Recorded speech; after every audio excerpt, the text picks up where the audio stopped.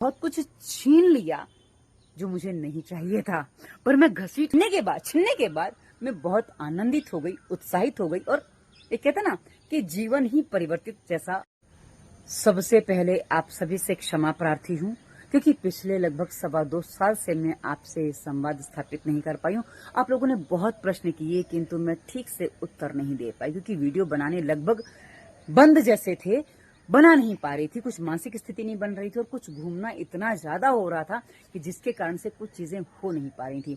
इसलिए आप सबसे क्षमा चाहती हूँ, किंतु आज मैं आपके सामने पूरी कहानी प्रस्तुत करूंगी। आशा है आप मेरी कहानी सुनने के बाद, कुछ बातें समझने के बाद वो चीजों को भूल जाएंगे और मुझे अपना प्यार वैसे ही देते रहेंगे। और हाँ, मेरे जीवन में एक परिवर्तन बहुत बड़ा आया है। मेरे गुरु हैं, मैंने उनको गुरु माना है, उन्होंने मेरा नाम परिवर्तित किया है। जो अपना नाम मैं प्रभा भारती लिखती थी ना, अब उन्होंने मेरा नाम प्रभा अमृत कर दिया है। प्रभा धन अमृत, प्रभा प्लस अमृत, तो प्रभा अमृत इस तरह से बना है। तो वो नाम कैसे बना, वो सब सारी बातें मैं आपको बताऊंगी। तो प्रणाम प्रभु जी, और आप सबका स्वागत है आज की इस चर्चा में। और आपके जो प्रश्न बच जाएं उसको कमेंट के रूप में बताइएगा। मैं शीघ्र आपके सभी प्रश्नों के उत्तर देने का पूरा प्रयास करूंगी, और आवश्यकता होगी तो वीडियो भी उसी विषय पे बनाऊंगी, ताकि आपको सारी बातें क्लियर हो जाएं। चलिए, अब आपको एक छोटी सी बात बता दूं, मेरे बाल काफी सफेद हो गए हैं पहले से। ये देखिए, सब सफेद है, मेहंदी लगा रखी है मैंने, और मुझे डाई नहीं अच्छी लगती है। तो क्या है ना, जब ऐसे करो तो सफेद ज्यादा दिखते हैं, और ऐसे हो जाते हैं तो वो काले दिखने लग जाते हैं। ये नेचुरल चीज है, तो मैंने बता दी, क्योंकि हाथ कभी कभी चले जाते हैं तो आपको दिखेंगे। चलिए आगे बढ़ते हैं मित्रों। जब मेरा ऑपरेशन हुआ था उस समय मैंने आपसे सारी बातें बताई थी कि मुझे ऑपरेशन क्यों करवाना पड़ा, क्या कंडीशंस बनी और मेरा अपराध क्या था, ठीक है। किंतु ऑपरेशन के बाद मेरा हर तरीके से, कुछ चीजों से मेरी मुक्ति हो गई थी, यानी कि शरीर की पीड़ाओं से मुक्ति हो गई थी, क्योंकि उसके बाद का खान पान, रहन सहन सब मैंने आपको बताया। उस समय 6 महीने मैंने लगातार वीडियो भी डाले थे 2023 में, और व्यायाम की वीडियो डालती थी, ताकि आपको मोटिवेशन मिले कि भाई ऑपरेशन के बाद ही व्यायाम तो संभव है। क्योंकि कई बार लोग क्या है ना, डॉक्टर ने कह दिया, व्यायाम छोड़ दिया, और फिर वो फूल जाते हैं, मोटे हो जाते हैं, दवाइयां बहुत सारी खाते हैं, जिससे उनके शरीर में बहुत सारी समस्याएं हो जाती हैं। और मैंने ऑपरेशन के बाद कोई दवा नहीं खाई, मैंने पेन किलर भी नहीं खाया, और उसके बाद वो चीजें एक लाइन पे आने में केवल 1.5 महीना लगा था कि मैं नॉर्मल आ गई थी। अच्छा, अब हुआ क्या उसके बाद कि जब मैं नॉर्मल हो गई ना, उसके बाद मैंने घर में टिकना बंद कर दिया भाई। सबसे पहले मैं मुत्तुर गई थी, मुत्तुर जाके आने के बाद फिर मैं काशी गई थी। काशी 15 दिन तो फोन वोन सब बंद था वहां, कुछ भी, क्योंकि संस्कृत सीखने के लिए गई थी। तो जो संस्कृत भारती का जो कोर्स है ना, उसमें वो आपसे संवादशाला रखते हैं। तो संवादशाला में आपका फोन अलाउ नहीं होता, आपको कोई भी डिवाइस अलाउ नहीं होता, आप किसी बाहर के व्यक्ति से बात नहीं कर सकते, मतलब आप एक जगह पूरित हो जाते हैं। तो वहां थी। उसके बाद वहां से लौटी, नवरात्रि थी, क्योंकि पितृपक्ष में मैं वहां गई थी। नवरात्रि में अपने घर लौटी, और घर लौटने के बाद घर में जो कचरा हो गया, क्योंकि महीने भर से नहीं, लगभग 3-4 महीने से मैं घर में नहीं थी। तो क्योंकि सूरत गई आई, वो चलता रहा, तो उस चक्कर में घर की सफाई की, उसमें समय बीता। और उसके बाद मुझे घर का रिनोवेशन करवाना था। तो मेरे घर का रिनोवेशन हुआ दिसंबर में स्टार्ट, और दिसंबर में रिनोवेशन स्टार्ट हुआ, और उसके बाद 28 जनवरी को मेरे पिताजी संसार से विदा हो जाते हैं। यानी कि 28 जनवरी पिछले साल 2024 में मेरे पिता इस संसार से विदा हो जाते हैं। तो मन थोड़ा सा वहां व्यथित हो जाता है, और कुछ चीजें जो हैं, क्योंकि उसमें कुछ चीजें आभास में ऐसी आ गई थी कि जहां मैं बहुत अधिक उलझ गई थी। मुझे समझ में नहीं आ रहा था कि पापा के जाने के बाद ऐसा क्या हुआ कि मेरे मन में इतने बड़े परिवर्तन आए। उन परिवर्तनों को समझने में मुझे बहुत समय लगा, और उसके बाद ये समय समझते समझते मैं हरिद्वार शिफ्ट हो गई। हरिद्वार आ गई मैं, शिफ्ट तो नहीं हुई थी, क्योंकि अभी तो पहले आके देखना था मुझे कहाँ रहना है, क्या करना है, और सब चीजें समझनी थी। तो मैं हरिद्वार आई, और मेरी एक बहुत पुरानी सहेली, अर्थात कहूँ तो हम 32-34 साल बाद लगभग मिले। 1991 में हम शायद अंतिम बार मिले थे, जहां तक मुझे याद है, वो याद नहीं आ रहा। और उसके बाद हम सीधे 2024 में मिलते हैं। वो तो मुझे भूल गई थी, मैंने उस पर भी वीडियो आपको दिया था कि भाई हम जब मिले तो क्या हुआ। तो अब क्या होता है कि उनके साथ मैं हरिद्वार आगे, वैसे एक और माता जी थी, कुसुमलता केडिया जी, उनके सहारे भी मैं आई थी। पर थोड़ा वहां मतलब मेरे मन को थोड़ा असमंजस हो गई, क्योंकि वो जहां ले गई थी मुझे बुरांशखंड में ना गंगा थी और ना ही मेरा रहने का स्थिति बन रही थी। और मैं वहां से चली, फिर जीजी से मिली। जीजी यानी कि जो साध्वी जागृत चेतनागिरी, जिनको मैं जीजी कहती हूँ, क्योंकि वो पुरानी आदत है। वैसे तो अब उनको सन्यासी हैं तो उनको माताजी कहना चाहिए, पर वो जीजी माताजी दोनों चलते रहते हैं मेरे मुंह से। तो कभी माते कभी जीजी, जो आ जाता, क्योंकि कई बार ऐसे बेख्याली में बोल जाते तो जीजी निकल जाता है। तो ऐसी स्थिति है। तो अब उनके साथ में जब आई तो उनको तो मैं याद नहीं थी, फिर मैंने उनको याद भी दिला दी और याद भी आ गई। और उनके बाद उन्होंने मुझे कहा कि हरिद्वार रहना है। मैं कहा बिल्कुल हरिद्वार ही रहना है, क्योंकि मुझे मटके में हरिद्वार नहीं आना है, मुझे जीते जी हरिद्वार आना है। क्योंकि मटके में तो मरने के बाद सभी आते हैं हमारे यहाँ। तो मेरे पापा भी आए, मेरी माँ भी आई, और इस तरह मेरा हरिद्वार शिफ्ट होना आरंभ हुआ। और पहली बार जो सामान लाई इसको छोड़ के गई, फिर दूसरा सामान मैं हरिद्वार, मतलब वो ट्रेन से मैंने पूरी शिफ्टिंग की है मुंबई से हरिद्वार की। अब आपको बताऊं, इसी बीच हम गंगोत्री गए थे। मैं दूसरी बार का सामान लेके हरिद्वार आई तो भाभी का फोन आया कि गुड़िया आजा। माँ का भरोसा नहीं, माँ हॉस्पिटल में एडमिट थी, डॉक्टर जवाब दे रहे थे, एक ऑपरेशन था, पर ऑपरेशन हो नहीं हो पता नहीं था। तो जब मैं हरिद्वार, मेरी टिकट थी, मेरी गाड़ी बुक हो गई थी, मैंने कहा माँ भाभी मैं भी जा रही हूँ, और मैं जाके केवल सामान डंप करके मैं लौट आ रही हूँ। और उस समय भाभी से बात हुई, माँ से बात हुई, माँ से भी थोड़ी बात हुई, और उस समय स्थिति ये बन गई कि जीजी बोली कि गंगोत्री चलना है। हम गंगोत्री गए। गंगोत्री के कुछ फोटो वगैरह मैंने डाले थे यूट्यूब पे, शायद डाले नहीं डाले, फेसबुक पे तो डाले थे मैंने। और जब गंगोत्री, और हाँ, उस समय गंगोत्री से लौटते समय मेरा मोबाइल खो गया, और मोबाइल ऐसा खोया कि उसमें सारे फोटो वगैरह चले गए। तो मैं कुछ ज्यादा डाल नहीं पाई वहां का, क्योंकि फोटो ही सारे चले गए, कुछ बचा ही नहीं मेरे पास। तो क्या हुआ कि गंगोत्री गए, और गंगोत्री जाते जाते हम लोग शायद ये थोड़ा ऊपर निकले थे, मैं जगह भूल रही हूँ, उस जगह का नाम याद नहीं आ रहा, चमोली है पता नहीं कहाँ है, वहां पहुंची। तो मैंने मेरी माँ को फोन किया, मैंने बोला गंगोत्री से गंगा जल लेने जा रही हूँ, जाना नहीं। हाँ, उन्होंने ऐसे बोला। और भाई हम 28 जुलाई को गंगोत्री के लिए निकले। और इस साल जहाँ 4 अगस्त को धराली में जो लैंडस्लाइड हुआ है, एक साल पहले 4 अगस्त 2024 को हम धराली में ही थे, हम लाटा के आसपास थे, धराली वहीं आसपास पड़ता है। और ये लगता है कि भाई उस समय तो एकदम सब कुछ सामान्य था। और जब मैंने अपनी माँ से ये कहा, मैं लौट के आई, 5 को नीचे उतरी थी, 4 को मेरा मोबाइल खो गया, 5 को मैं हरिद्वार से मथुरा के लिए निकली, और 6 को मैं सूरत पहुंच गई। 6 को पहुंची, 6 को उनको गंगा जल पिलाया, 7 को भी पिलाया। मतलब मेरी माँ को अंतिम समय गंगा जल ही मिला है पीने को, और गंगा जल तुलसी दल, और वो भी हिमालय की तुलसी। और उसके बाद उन्होंने 8 अगस्त को देह त्याग दी। और उनके जाने के बाद जीवन में वो परिवर्तन आया जिसकी मैंने कभी कल्पना नहीं की थी। क्योंकि उस समय थोड़ी स्थिति, मेरी मानसिक स्थिति थोड़ी डामाडोल थी। डामाडोल इसलिए कहूंगी क्योंकि उस समय मैं काम नहीं कर पा रही थी। एक तो पहली समस्या काम ना कर पाने की थी, और दूसरी बात था कि एक जगह स्थिर नहीं हो तो काम करने के प्रयास करूं तो भी नहीं हो पा रहा।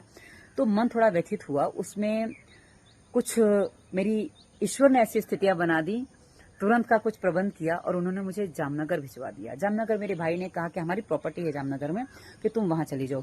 किंतु कुछ ऐसी स्थितियां भी बनी कि मुझे 2 महीने में वहां केवल रही हूँ, उसके बाद मुझे जामनगर छोड़ना भी पड़ा। उसकी कहानी फिर कभी, क्योंकि कहानी बहुत लंबी है, उसकी कहानी फिर कभी। और जामनगर छोड़ के, मतलब मैं उससे पहले हरिद्वार से, जामनगर से मैं कुंभ में गई थी। कुंभ के फोटो मैंने कई बार डाले हैं कि कुंभ में वो क्या है ना, कहा ना, अपडेट मैं नहीं कर पाई क्योंकि कुछ चीजें हो नहीं पा रही थी, मन के कारण नहीं हो पा रही थी। मन थोड़ा कहीं निर्बल पड़ रहा था। मैं स्पष्ट करूंगी कि मन जब हमारा निर्बल पड़ता है ना, हम बहुत सी चीजें नहीं कर पाते हैं। और उसके बाद क्या हुआ, धीरे धीरे धीरे प्रयास करी थी हर बार कि भाई इस समय से चीजें स्टार्ट हो जाएंगी, इस समय से स्टार्ट हो जाएंगी, किंतु पता नहीं क्या बन रहा था, क्यों मस्तिष्क इतना परेशान था, और कुछ चीजें मैं नहीं कर पा रही थी। और मैं ईश्वर से बार बार कहती कि प्रभु क्या हो रहा है मेरे जीवन में, क्यों मुझे समझ में नहीं आ रहा, अब कोई तो रास्ता दिखाओ। पर हाँ, कहते ना, जीवन में हमारे कुछ कर्म होते हैं जो हमें सिखाने आते हैं और सिखा के चले जाते हैं, उसके बाद हम कुछ चीजें कर पाते हैं। कुछ लोग भी ऐसे ही होते हैं हमारे जीवन में, जो आते हैं, वो बहुत कुछ सिखाते हैं, और सिखा के उनको जाना होता है, पर हम कई बार अटक जाते हैं। तो कहाँ स्थितियों पे, कहीं कुछ चीजों पे मैं अटक गई थी। तो धीरे धीरे जब कुंभ से निकली तो पता चलता कि मेरा जामनगर से शिफ्टिंग वापस सामान मेरा सूरत आ गया और सूरत से सामान मैं लेके सीधा मुंबई चली जाती हूँ। और अपने घर में लगभग मैंने सोचा कि मैं 2-3 महीने रहूंगी, क्योंकि मैं लगभग 6 मार्च को मुंबई पहुंच गई थी। और उसके बाद जब 6 मार्च को मैं मुंबई पहुंची तो मैंने सोचा कि अब यहीं रहूंगी। लेकिन मुंबई में रहते रहते थोड़े समय बाद पता चलता है कि अरे यार गड़बड़ है ये तो। क्योंकि गड़बड़ क्या है कि मुंबई में मेरे शरीर में 15 दिनों में बुखार वापस आ गया। क्योंकि मुंबई का जो वातावरण है ना, वहां का जो टेम्परेचर है, टेम्परेचर तो नॉर्मल है, लेकिन वहां की जो जलवायु है ना, वो मुझे सूट नहीं कर रही है सालों से। और कहूं तो कब से नहीं कर रही है, लगभग 2014 के बाद मुझे सूट ही नहीं कर रही। क्योंकि 2014-15 से मेरे हाथ थोड़े थोड़े फटने लग गए थे, उंगलियां जो है ना थोड़ी थोड़ी फटने लगी थी। अभी भी मेरी उंगलियों को फिंगरप्रिंट नहीं है। तो जहां मुंबई पहुंची 10-15 दिन के भीतर ही शरीर गर्म रहने लग गया। और जो शरीर गर्म रहने लग गया तो ऐसा लगा वो टेम्परेचर 100 डिग्री के आसपास बस गया। अब 100 डिग्री टेम्परेचर है, गर्मियों की ऋतु है, तो वैसे ही स्थिति ऐसी बन रही है क्योंकि अब व्यायाम नहीं हो पा रहा है। फिर भी प्रयास किए व्यायाम करूं पर नहीं हो पाया। और उसके बाद निर्णय ये किया, क्योंकि मुझे लगभग 8 मई के आसपास, 8 या 12 मई के आसपास मुझे ऐसा हुआ कि मेरा शरीर एकदम तप गया। मैं कहा अब यहां से निकलना ही पड़ेगा। पर उस समय भाई गर्मियों में टिकट निकालना बड़ा भारी काम है। तो टिकट निकालते निकालते जाके मुझे टिकट जो मिली वो 19 मई की मिली। और इस बीच मेरी एक बच्चे से बात हुई, गौतम नाम है उस बच्चे का, वो कसौल में रहता था। कसौल में उसने मुझे, उसको हम लोग एक्चुअली मुत्तुर में कर्नाटक में मिले थे, तो वहां हम दोनों ही थे जो हिंदी भाषी थे और हिंदी में बात कर सकते थे। बाकी सब कन्नड़ा में बात करने वाला, या मुत्तुर तो संस्कृत का गांव है तो संस्कृत में बात करते थे। तो अब क्या हुआ कि वो मुझे कसौल ले गया। कसौल जब मैं पहुंची भाई, कसौल की भूमि ने मेरे भीतर का सारा जागरण कर दिया। मतलब कसौल की जो भूमि है ना मित्रों, मैं जाके वहां सबसे पहले नेगेटिव हो गई थी, क्योंकि वहां जो मैंने देखा सबको धुआं उड़ाते, चरस पीते, मैं कहा ये कौन सी जगह में आ गई भाई। लेकिन मैं भूल गई कि ये लोग यहाँ जो आ रहे हैं घूमने, जो टूरिस्ट हैं, वो ये सारे कांड कर रहे हैं। वहां की भूमि वैसी नहीं है। क्योंकि कसौल छोड़ने से पहले उस भूमि ने मुझे बहुत कुछ समझा दिया। उस भूमि ने मुझे बताया, मैं तो गई थी 4 महीने की तैयारी करके कसौल में, क्योंकि बच्चे ने कहा था कि 4 महीने दीदी आप यहीं रहो। लेकिन स्थिति ये बन गई कि मुझे 25 दिन में ही कसौल छोड़ना पड़ गया। 24 दिन में कसौल से निकल आई थी। और अंत समय लगभग 3 दिन पहले मुझे कसौल की भूमि ने बताया, माता पार्वती ने बताया कि तुम नकारात्मक क्यों हुई थी। क्योंकि वहां जो मैंने बात की है ना, वहां की नदी से की है, वहां देवदारों से मैंने बात की है, वहां के पहाड़ों से बात की है। और नदी का जल बहुत कुछ मुझे सिखा गया। उसकी वीडियो अब मैं, क्योंकि वहां मैंने वीडियो तो बनाए थे, लेकिन वो वीडियो मैं पब्लिश नहीं कर पाई क्योंकि यहाँ कुछ स्थिति नहीं बन पा रही थी। वो वीडियो सारे पड़े, मैं धीरे धीरे उनको भी पब्लिश करूंगी। वहां मैंने क्या क्या सीखा वो सारी बातें मैं आपको बताऊंगी, तो आपको स्पष्ट हो जाएगा कि क्या चीजें कैसे घटित होती हैं। अब वहां जो चीजें चल रही थी ना, उन चीजों में एक वाक्य जो ये पड़ा कि भाई तुम नकारात्मक क्यों हो गई थी, मैं वैसी नहीं हूं। मैंने कहा मैंने भूमि को गलत समझा, मैंने पहाड़ों के लिए दुर्भावना पैदा कर ली थी कि कैसी जगह है। क्योंकि जगह को दोष लगा ना, वो मेरे मन से लगा, तो जगह ने अपना प्रभाव दिखाया और मुझे वहां से भगा दिया। और मैंने निकलने से पहले कसौल की भूमि माता पार्वती से कहा है, वो पार्वती घाटी है, कि मुझे आप पुनः बुलाना और मैं आपके साथ समर्पण के साथ आऊंगी। और जब अंतिम दिन मैं वहां से अपना आसन उठा रही थी, क्योंकि नदी के तट पर जाकर आसन बिछाकर बैठना मुझे बहुत अच्छा लगता है। मैं घंटों बैठी रहती थी सुबह, मतलब 5, साढ़े 5, 6 बजे मैं निकल जाती थी स्नान आदि करके और वहीं जाके बैठती थी। मुझे घंटों बैठे रहना बहुत अच्छा लगता था। और जब मैं वहां बैठती थी ना, तो वहां की प्रकृति मुझसे बात करती थी। और मैं तो क्या बात करूंगी, क्योंकि मेरे पास तो कोई शब्द ही नहीं है। तो जो अंतिम दिन जब मैं आसन उठा रही थी, अपना आसन फोल्ड कर रही थी, उस समय मेरे कान में एक वाक्य पड़ा। वो वाक्य जीवन का सार है मित्रों, भगवत गीता का सार वो एक वाक्य है। वो वाक्य है, कर्म करो, कर्तव्य निभाओ, अधिकार छोड़ दो। उस एक वाक्य ने मेरे जीवन को इस तरह परिवर्तित कर दिया। मैंने उस भूमि को प्रणाम किया, क्योंकि अभी भी वो दृश्य मेरे सामने है कि किस तरह वो सारी चीजें घटित हुई थी। तो मैंने उस भूमि को प्रणाम किया और उनको कहा कि मुझे फिर बुलाना, मैं फिर आना चाहती हूँ, क्योंकि आपसे मेरा मन नहीं भरा है। भले वहां लोग जाके नशा करते हैं, बहुत कुछ करते हैं, किंतु मित्रों हर कोई वैसा नहीं है, हर चीज वैसी। इसलिए हम पूरी जगह को ही वैसा मान लें, ये हमारी चूक हो जाती है। हमारे सूर्य देवता उदित हो गए हैं, तो आपको जरा सूर्य दर्शन करवा दूं इस जगह पे, ये देखिए, ठीक है। क्योंकि सूर्य के सामने जब खड़े हो जाओ ना, सूर्य की तरफ पीठ हो, तो चेहरा थोड़ा ऐसा लगता है जैसे छाया छाया आ गई है। और लगा था कि हाँ आ चुके हैं। और पहले तो बादलों के बीच में थे, आ तो काफी पहले गए, लगभग 1.5 घंटे का समय बीत गया, जो पहाड़ों से ऊपर दिख रहे हैं। पर हाँ, कहा ना बादलों के पीछे थे, इससे समझ में नहीं आ रहे थे। तो अभी उनको प्रणाम कर लिया। अब क्या है, चलिए कहानी आगे बढ़ाते हैं। तो जब कसौल से लौटी, उसके बाद कसौल की भूमि ने मेरा बहुत कुछ छीन लिया जो मुझे नहीं चाहिए था, पर मैं घसीट रही थी अपने जीवन में। ऐसा बहुत कुछ कसौल की भूमि ने मुझसे छीन लिया, जिससे छीनने के बाद मैं बहुत आनंदित हो गई, उत्साहित हो गई, और ये कहते ना कि जीवन ही परिवर्तित जैसा हो गया। उसके बाद मैं रक्षाबंधन करने मुंबई गई, सूरत गई, फिर मुंबई गई, और उसके बाद मुंबई में जाके दुर्घटना घट गई भाई, और उस दुर्घटना ने मेरे साथ बहुत कुछ परिवर्तन कर दिया।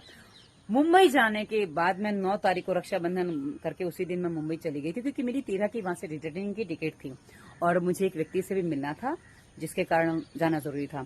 तो मैंने क्या किया, मैं 10 तारीख को 9 को पहुंची अगस्त को, और 10 अगस्त को मेरा क्या हुआ, एक एक्सीडेंट हो गया। एक्सीडेंट मेरे जीवन में पहली बार मेरा एक्सीडेंट हुआ, और बड़ा भयंकर हुआ था। भयंकर कैसे हुआ कि जो टच हुआ ना, थी तो वह एक्टिवा जैसी गाड़ी थी। वो क्या हुआ, उसका हैंडल पता नहीं क्या यहाँ टच हुआ होगा और यहाँ टच हुआ, ठीक है, ये इस तरीके से।